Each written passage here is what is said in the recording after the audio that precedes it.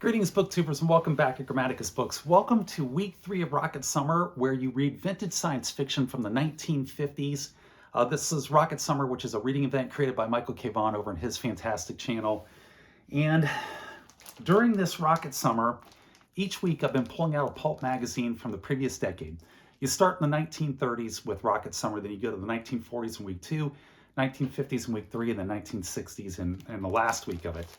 So I began this with the 1939 issue of Amazing Stories, with the title story here being World Without Women.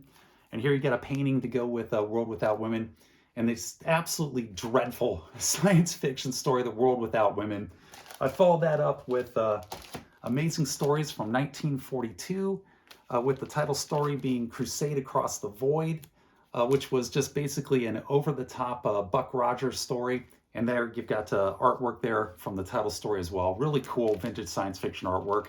And you have all these weird and wacky and wonderful advertisements and inserts and special features and these really large, Amazing Stories, vintage science fiction pulp magazines that were certainly interesting. But here in week 3, we've moved up in the 1950s. And so we're switching up from Amazing Stories and we're going to fantasy and science fiction from 1958. Another pulp magazine with the very first publication of Have Spacesuit Will Travel by Robert A. Heinlein. Part 1 of 3 here. This would have been a 3-parter. This is it starting in August of 1958. You've got that classic Have Spacesuit Will Travel painting by Emsch that winds up on the artwork for the cover of the book in the 1950s as well.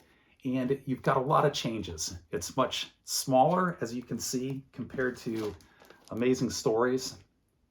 It's much thinner, but you still have the double column print. You got about 150 pages in here versus the 240 some, 130. And you've got 10 stories in here. And of course, Have Spacesuit Will Travel is probably one of Robert A. Heinlein's best YA novels. I think it's his best young adult novel. And it's one of his best novels overall, in my opinion. And then you've got a Richard Matheson story in there that was really good as well. And the quality of the writing, the quality of the science fiction here by 1950s has improved tremendously here from the 1930s, where you just had these horrible science fiction stories. But they've taken out all the adverts. There's no adverts in here at all.